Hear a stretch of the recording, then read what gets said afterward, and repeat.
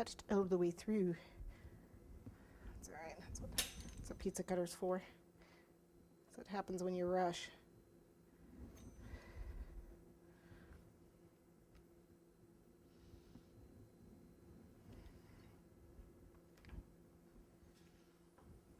Okay, so how big do I need? Not very. Oops. Okay, so about right there. A little bit of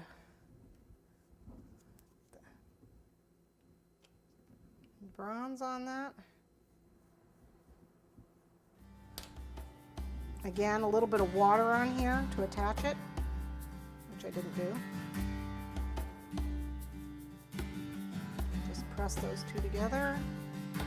Use a bit of water and cut that little piece off.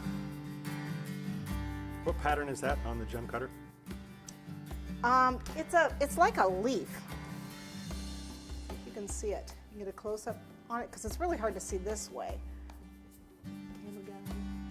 Can you see? It's a leaf, and it comes in a set of 2.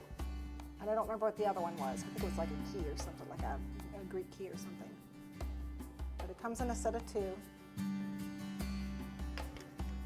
It is way cool.